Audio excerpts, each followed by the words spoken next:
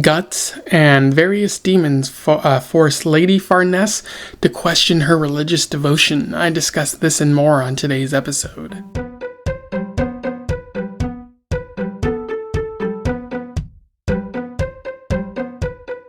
Welcome back to Around the Weird, a booktube channel where I talk about all the mysterious or unusual and out of the ordinary literature that I found in my travels. And today I want to talk about a graphic novel that I read, or a manga that I read. I am back on that manga grind, exploring a series that I've talked about in quite amount of detail.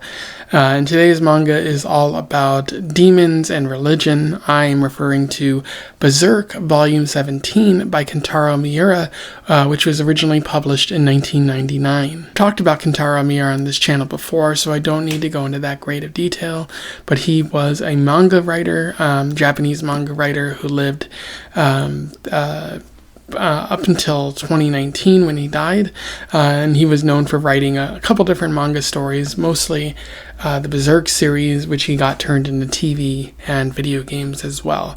Very well regarded for his work, and I am very happy to have read this series. But without further ado, let's talk about Berserk Volume 17. I will do a summary, a little bit of analysis, and we will move on from there. So, Volume 17 of Berserk begins where Volume 16 left off. Guts has been imprisoned by the Holy Knights, the Holy Iron Cross Knights, who feel that Guts has something to do with a prophecy that was foretold. And Guts is still in prison, but he manages to get free with the help of Puck, and then he tries to escape from the Holy Knights with Lady Farnese. He managed to get his equipment from Lady Farnese's tent. She was whipping herself for some bizarre reason, and she was also completely naked, and Guts felt he had to kidnap her in order to escape without anyone figuring things out. And while he's escaping, he's chased by a horde of demons, and Lady Farnese tries to get free and almost gets sexually assaulted by the demons. And as Guts witnesses this happening, he has a flashback to Casca, and is thrown into a rage where he starts slaughtering all the demons. And Lady Farnese is quite disturbed by what she is witnessing. As the morning breaks, Lady Farnese becomes possessed by a demon who forces her to question her religious devotion. And also, the demon forces her to try to have sex with Guts, which upsets her when she manages to get free, because Puck manages to sort of dispel the demon.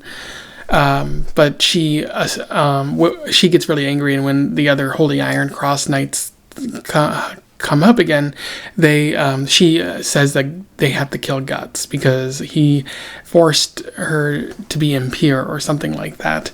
The Iron Cross Knights let Guts go free, apparently because he just slaughtered a bunch of demons, which was good. But then they go their separate ways. Towns begin dying of a plague. A lot of people are dying, partially due to the Covenant, the shadow creatures led by Griffith, and some of it just due to regular plague. And many people begin having dreams or visions of a white hawk, but nobody knows exactly what it could foretell. One of those people is the Midland King, who previously tried to have Griffith killed, and he finally dies. And Princess Charlotte, I believe, rises to power at this point, who's upset that her father has died. Meanwhile, Immortal Zod, one of the members of the Covenant, is looking for a fight, trying to find competition, and briefly recalls Guts in hopes that he stumbles into him in the future. Guts, meanwhile, has a vision of Casca in danger, and rushes off back to Rickert so that he can find Casca and see if she's doing okay. And when he gets there, he discovers that Rickert's doing okay, but Godo the blacksmith is dying. He's on his deathbed and not doing too well. But he's doing just well enough to fix Guts' sword and weaponry and whatnot. And then he tells Guts that he left and he abandoned his friends in their time of need because he was afraid of feeling things like that. He was afraid of being forced to confront some of his failings and being forced to confront that maybe the people he loved got hurt. So that kind of upsets Guts. He laughs it off at first, but then in a cave we see that he's kind of confronting those ideas. Even though he'd want to burn with the other demons and cause them violence and hurt himself in the process, he comes to understand that that's not the most helpful mindset to have. And then at this point he gets new weapons from Rickert and proceeds to go on his way. We see that Lady Farnese has been demoted, and she's marching with the Holy Iron Cross Knights to some inquisition that's going to take place. And one of the inquisitors is a man named Mosgus, who is famed for his brutality. He burns down a village and hurts a lot of people, and then some of those people try to get revenge, and he slaughters them even further. A very brutal man who proclaims to be someone of God and peace, which he is definitely not. And as the story comes to a close, we see that Casca is traveling with the Inquisition, but she's not in the right state of mind. So this is a recipe for disaster in future volumes. In terms of analysis, there's a little bit worth talking about with Volume 17. One of the main themes that Miura is working with here is that of religion. So we see that the religious nature of the Holy Iron Cross Knights and of Lady Farnese is at odds with Guts and the demons that they encounter. Because with the demons, if God is great and everything, why are these shadowy demons and these members of the Covenant, like, why are they just walking the earth without any obstacles in their way? Like, surely that would put a question about whether God is truly powerful and great and things like that. And Guts is, actively defying religion at every cost, mocking religion, which upsets Lady Farnese. He refers to the demons showing up as miracles, and he's going to engage in miracles by killing all the demons. And really, when he uses the term miracles, he means it in an ironic sense, because after all, like, miracles are usually good, and the demons are definitely trying to kill everyone.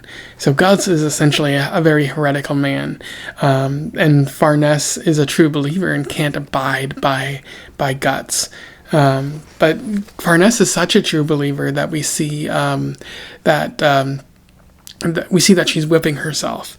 Like, she's so pious that she's whipping herself for having impure thoughts and whatnot, which the demons call out, as I'll touch upon in a few moments. She's also so pious that she can't see Puck.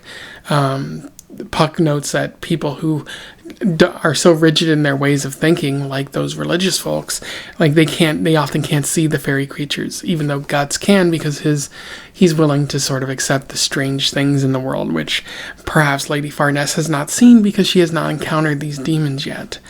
What I do find interesting is that the demons suggest that the worship that Lady Farnese has is not about believing in God or connecting to a higher power, but it's about power in and of itself, of wanting to be stronger and wanting to condone your actions because of a god or something like that. Allow me to read you an interesting quote from this. "That is not all. When you last yourself feigning introspection, you are constantly discovering pleasure even within that pain. You simply lie to your own soul from behind your religion and devote your body to shameful pleasure that is you. There is nothing at all inside you. What things you can boast of to yourself and others are trifling. You're an insignificant woman because you fear knowing you're nothing. You're just drunk on God's authority." Which is a pretty fascinating quote. One, getting at the fact that when she whips herself, she's doing it from a pleasure standpoint, and that she's getting drunk on God's authority, wanting to, kill others for the sake of having that power, which is sort of what Griffith himself wanted as well, saying he was doing it for noble reasons, but it was actually just a power trip. And you could argue that the demon is wrong, that this woman is actually connected to God in some way, but like the demon is just manipulating her mindset in order to get her to believe that she's wrong. And there is some of that, but I do think that Lady Farnese does want that kind of power, that many of the humans in this story want that kind of power in order to sort of like feel connected to God and justify whatever horrible actions they do as sort of condoned by that higher power, which is not ideal. We see a lot of that in our reality. And that also shows up in the form of Mosgus, which we see his brutality in this story, saying that like how dare you question my religiousness? Like, I am beyond questioning because I am connected to God. And he goes out and starts killing everybody that he wants just because they're viewed as heretical or something like that. It's a contradiction, because why would a man of God, a man who says he's devoted to peace, just start killing a bunch of people who are not as powerful, who are weak, or who are in no position to fight at all? Miura is wanting to show that contradiction, how some people who claim to be fighting for religion and whatnot often engage in the most amount of violence. We're probably going to see more of that from Mosgus in future volumes, so I do think Miura is making some good points there. Miura is also talking about escapism. We see that Rickert and others in this story accuse Guts of running away to avoid pain, running away to avoid his sorrow, running away to avoid the truth of what has happened since he left the Band of the Hawk. What's his name? Godo, in particular, points that out and says, like, you can run all you want, but that sorrow remains. And when you come back, like, we're all hurt because you weren't there for us when we needed you.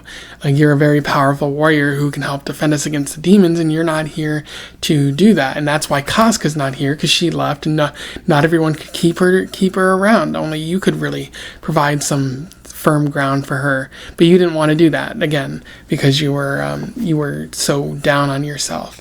And so what we see here is Miura is doubling down on the reason for Guts' detachment, which we've seen plenty of. Like, he always laughs at people and says that they're weak, or doesn't really want to face reality. Like, there are moments where you do see it on his face of the horrors that are going on, but he quickly just laughs about it and just goes away. And so Guts is, according to Miura, like, detaching himself to avoid that pain. And after being told this, like, we see Guts in the cave, and he's saying, like, oh, just wait, I'm going to burn in my revenge. I am going to get the revenge that I want, and I don't care if I burn in it. I don't care if I die. As long as I bring down Griffith and the others, that's all that matters. But we see in that moment, which he's been talking about for a while, like, his own realization that was wrong. It seems like Rickert and the others have finally gotten through to Guts, and that he's finally realized that if he keeps engaging in this self-destructive behavior, it's only going to hurt him, but it's also going to hurt the others who rely on him, who see him as a force for good and a defense against these dark forces of the world. So I hope that realization is kind of a permanent thing for Guts.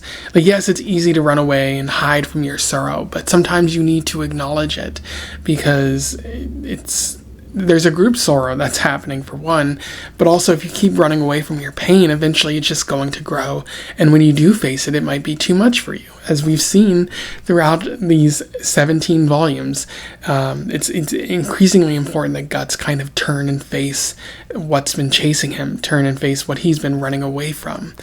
Hopefully this is kind of a permanent thing for Guts, but we've seen that he tends to run away from these things. So he's going to have to face what Miura is pointing out are inner demons as well as outer demons, the physical demons that are trying to kill him, but also the inner things that are trying to harm him. We see that, like, the demons are kind of whispering to him, and you could argue that those aren't like physical manifestations. Those are just in his mind of all the things that he's worried and sad about, or maybe they're capitalizing on all those insecurities that he has. And so he's going to need to be stronger. He's going to need to be mentally stronger. He's going to need to have that social circle in order to thrive and maybe help Casca down the road. Anyway, those are my thoughts on Berserk Volume 17. A pretty solid entry, one that I think does a lot more setup than previous volumes, because it's leading towards this Inquisition, which is going to be a pretty destructive event, I feel. But I like all the setup that Miura is doing so far. Certainly a lot better than previous volumes. I didn't really like the fairy arc that we saw of the giant fairy, Rosalind, I think it was. Not my favorite part, but still pretty interesting writing there. Anyways, yeah, if you have any thoughts on this or you just want to comment on my review here, let me know in the comments below. I would love to hear from you and have a discussion about Volume 17. Otherwise, don't forget to like, share, and subscribe so that more people can find out about this series or Kentaro Miura if they don't already know. Yeah, don't forget to join the Discord if you want to have further conversations about books, movies, TV, that sort of thing. And until then, I wish you the best of luck in your weird and turning and facing your inner struggles kind of travels. Farewell.